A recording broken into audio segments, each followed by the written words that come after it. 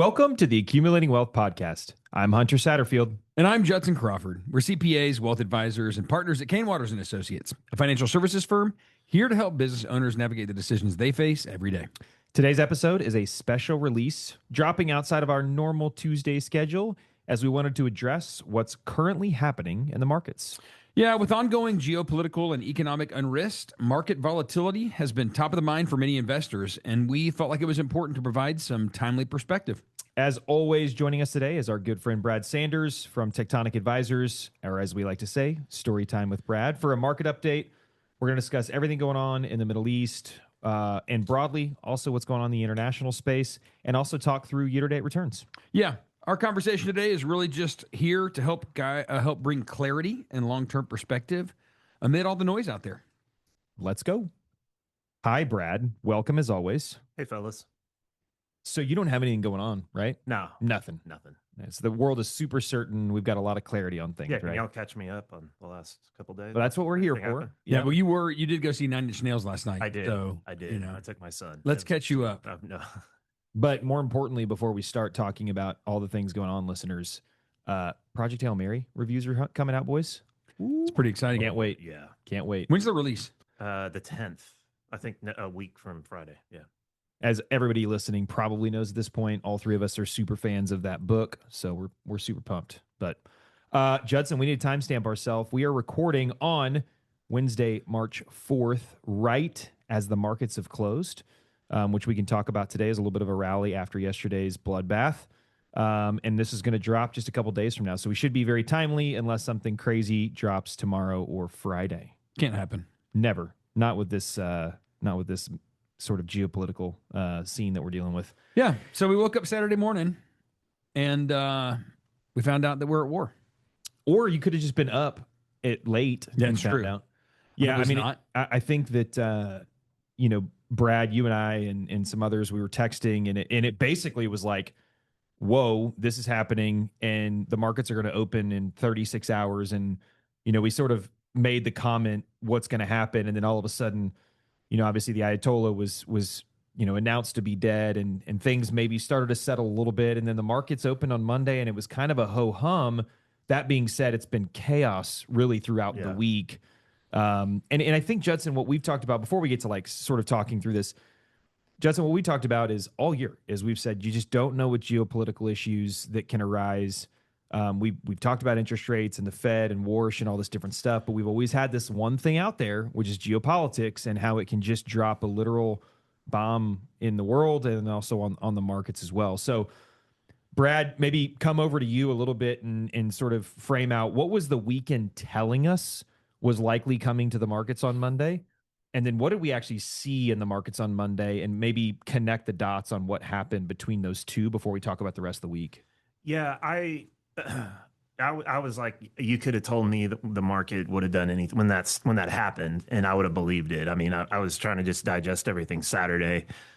Then I got really worried Sunday when there was a bunch of ships bombed in the Straits of Hormuz. So for those that don't know, the Straits of Hormuz run right between Iran and on the other side's the UAE and Oman. And that is 25% of the world's annual oil flow goes through that. It's like a choke point in the sea there, goes through that little channel, and like 30% of the liquefied natural gas.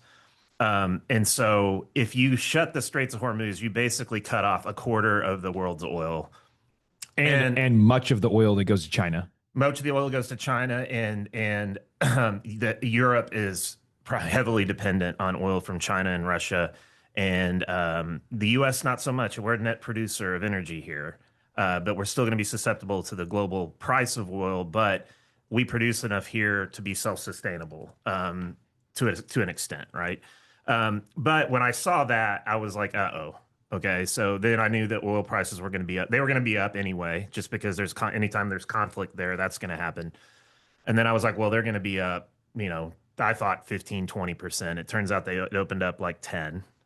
And then Monday comes around and the market just yawns at it. And that made 0 sense to me, like 0 cents. I was just staring at it all day going, did somebody hack my computer and they're like, is this a prank? Because the market ended up like basically flat to Well, it slightly up. started down, Yeah, right? it And it opened was, down a little bit. yeah. And then corrected. Then it corrected. And then so I was just sitting there going, well, maybe it's just this because they actually did take out the regime. So it's like a regime change, side of relief. It's like, oh, okay, the mission accomplished part. But as we're learning with that region of the world, this is not going to be like an in and out thing. This is going to be protracted. It's just going to matter how long and how bad it gets. And that's what I think the market reacted to yesterday. Yesterday opened down 3% basically across the board. And then European markets were a bloodbath yesterday. Take anything you thought bad happening here and double it. And that's what all European markets look like. Once Europe closed, the pressure kind of released on the US and we drifted higher and closed down about 1%. Today, you got a little bit of a bounce in European markets, and we got kind of a rally today. It was kind of a real junk rally, though. A lot of the stuff that was up big today was the stuff that's been hammered, like some of the AI stocks that are burning money, a lot of crypto, and a lot of stuff like that. So the value stocks and stuff that like professional investors invest in to diversify kind of were just ho-hum today. But the junkier side of the market got a little bit of a relief rally. Yeah, I think maybe the story for these first 3 days of this week is kind of similar to the story of the first 2 months of the year, Judson, which we'll go through year-to-date numbers, listeners. But the story is the market's actually up so far year to date, but you in a moment you might not think that. And again, sort of week to date, really we're just barely down for the week. And I think the story, guys, is kind of this: the market doesn't know what to do with anything that's going on right now. Like it doesn't know which way to trade on. It doesn't necessarily know, should we be up, should we be down? And we're seeing these massive intraday swings as well. And there's all kinds of reasons, right? So you've got the Strait, obviously, that was announced to be closed. And then we had all this reinsurance stuff that we can certainly talk about. That's kind of an interesting story. And when that got announced, then the market sort of responded positively. And the point I think that is coming across here is, as we go through this, the market doesn't know. And so it's just going to be weird.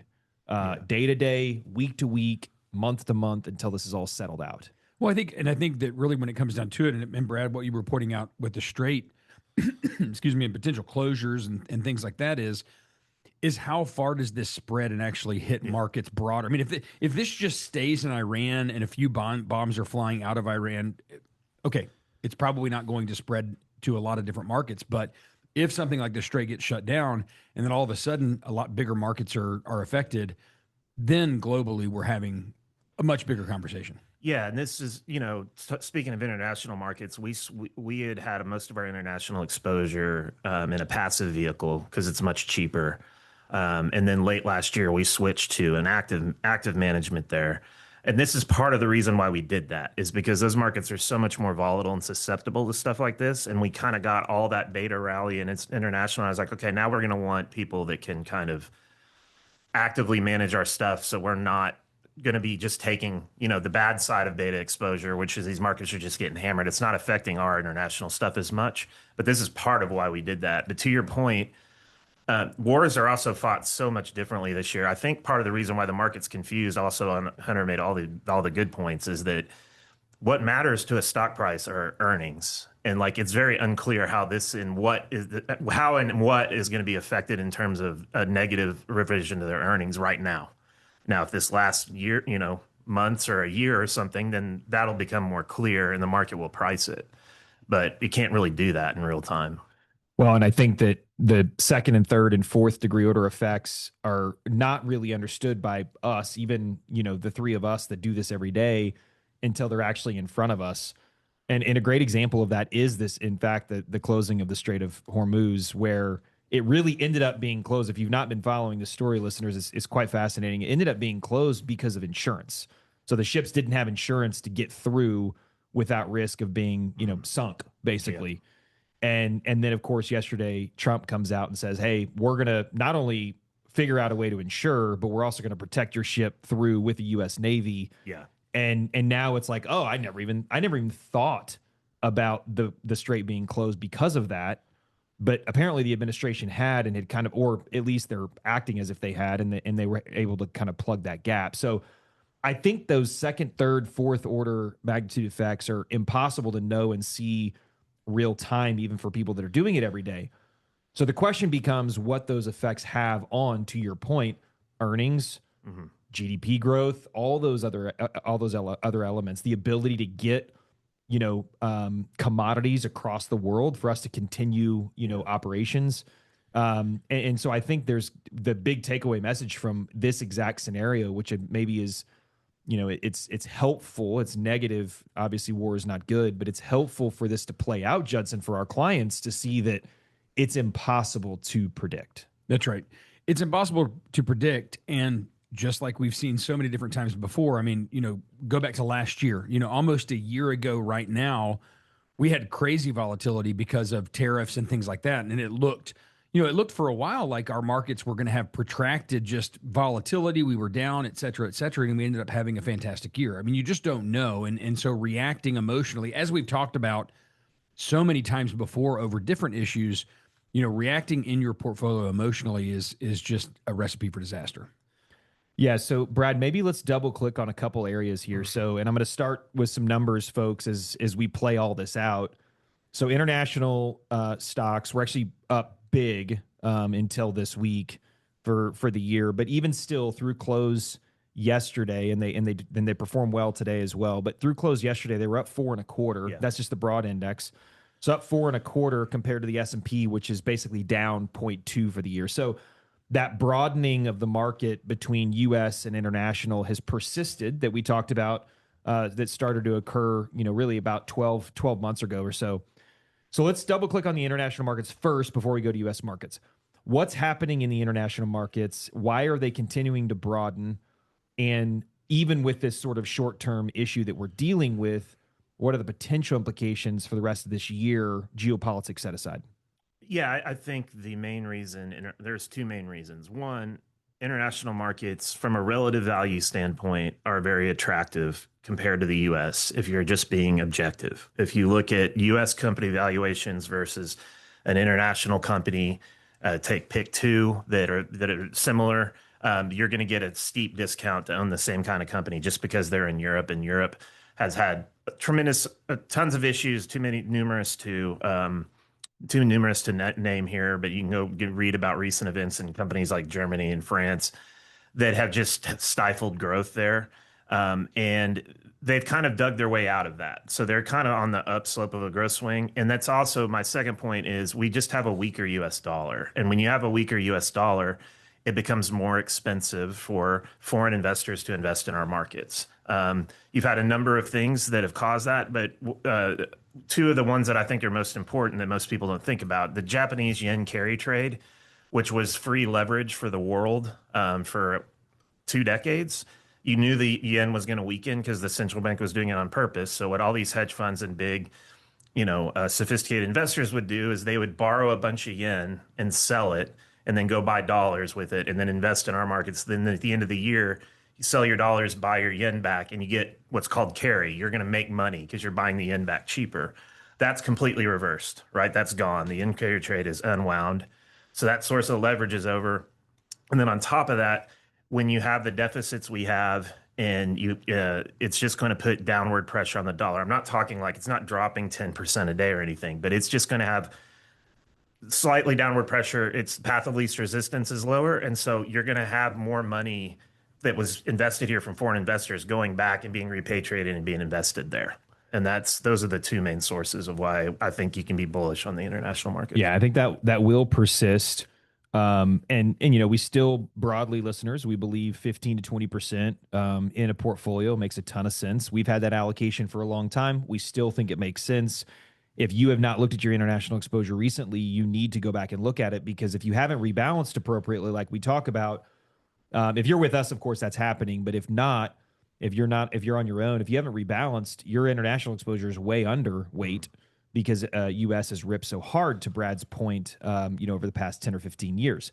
Now, the dollar weakening is going to persist, as we mentioned earlier. And Judson, you're about to travel internationally. Like, that's actually real for you because you're about to travel internationally. And yeah, it's been great to go to Europe for the past 4 or 5 years. That's not going to happen anymore. Nope. Not right now. No. I'm not going to Europe. No, you're not. And I actually just went and exchanged dollars. I know, that's why I brought that up. It will have been Mall, which is a different experience. It's Basically a ghost town. It's like Yeah. it's like those Chinese buildings that were built years ago. They're just sitting going back to our investment conversations of 10 years ago. old. Yeah, exactly. I had to go to the Brooks Brothers in there, and I felt like I was the only one in the mall. And I asked the lady, I was like, "People actually like come here, right?" And she's like, "Very few," is what she said. Yeah. But I think your point is well taken, Hunter. And again, we've had conversations about this. A lot of the conversations, the ultimate result of this conversation today is, hey, there's something else out there that can make clients concerned about their portfolios, that causes some volatility. But when it comes down to it, we're talking about the same things we've always talked about. You just talked about allocation and making sure that, hey, have you looked at your international and seen that it's appropriate for where you're at in your overall portfolio? We've talked about the same thing when it comes to, some clients being over invested in technology over the last few years, or a million different things. But I think that the summary of what we're talking about is hey, we're going to keep watching this. We're going to keep seeing what's coming on or going on in this war, and there may be things that are going to change over the coming weeks. But ultimately, the fundamentals are still the exact same fundamentals that they were last week. Yep. No, I totally agree. And one of those, if we just want to double click on the U.S. markets very quickly, Brad. So I mentioned earlier, S&P's down 0.2% year to date through close of yesterday. The equal weight's actually at 5.5. Yeah. Right. So that's if you equally weight all 500 stocks instead of being market cap weighted, listeners. In addition, small caps up 5.25. Mid is up 8.5. S&P's down 0.2, y'all. So market cap weighted S&P. So Brad, when we look at that, we actually, if I triple click, is that even a thing? If I triple click, you start to see, year to date, you've got some pretty interesting sector performance. So energy's up 20% year to date, materials up 20, consumer staples up 15, industrials up 15, utilities up 12, big numbers, but then financial, tech, consumer discretionary, healthcare, all way down. Yeah. So you are seeing this shift, the broadening of the market, sector rotation. It's persisted this year so far. What's outlook for 26 when it comes to the U.S. markets? I think that's going to persist, and nothing moves in a straight line, folks. So, we might have a month where you get, an AI stock rally or something like that could happen. But I think the narrative I think we've had 4 months of this now where it's almost happening every day. So it's a real trend. I think what you just read that list, and I find it interesting that the top half of that list, everything that's up big, is all hard assets. Everything else in the bottom of that list is, SaaS and financials, like soft assets, no assets companies. So I think what you're seeing is the market rotation going into things that have quality earnings that actually own real assets. And I think that's pretty interesting. That really benefits our portfolios. But typically when you have these type of trends, they last for multiple years. And then we're just coming off one where we had ultra concentration.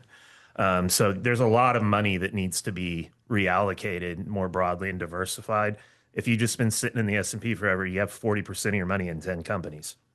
So that needs to be broadly diversified across the entire investment base in the U.S. And most advisors out there have not done that. They rebalance quarterly.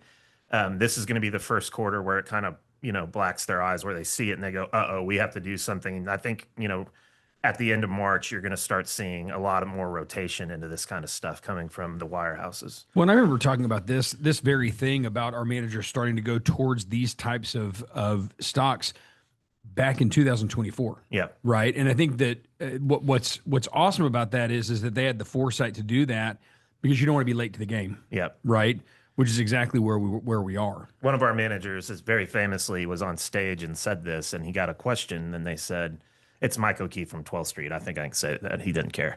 And they asked him, they said, when's the right time to buy small caps? Because small caps had finally been moving. This is like in January. And he said, there is no good time. If you don't own them, you're going to miss it. And he said, small caps are going to be up 70% and nobody owns them, because everybody's waiting for like a signal. And you have to be early on this kind of stuff because they can move. I mean, look what's happened just in a couple months, you know?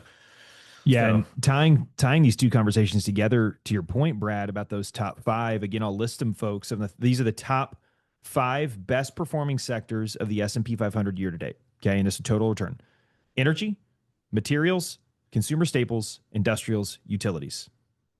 So if you're in your car, if you're on your Peloton, listen to those again. Energy, we all know that. Materials, like raw materials. So consumer staples, which would be like defensive, consumer defensive, industrials, and then utilities. All of those things, if we tie these conversations together, those are the things that in geopolitical issues actually do very well because it's like known. These are known assets. They are known income producers. They have quality earnings. And I think those, again, are kind of tying together over the past week or two. It remains to be seen, but all of those are ripping double digits year to date. Yeah.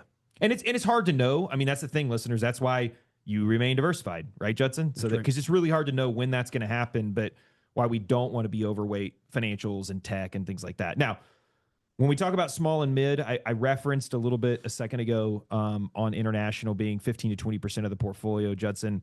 Small and mid, we typically like somewhere between 10 and 12% to each of those as well. And I think, again, that's an area that folks are underweight because they've performed so poorly over the last 10 years or so, and something they need to look at in their portfolios. 100%.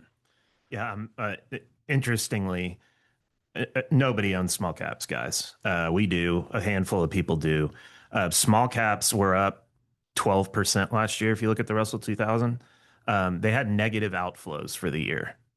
And I've been trying to look around to find another double-digit performing sector that had negative fund outflows for the year, and I couldn't find one. So that just means whoever did own them sold the early rally.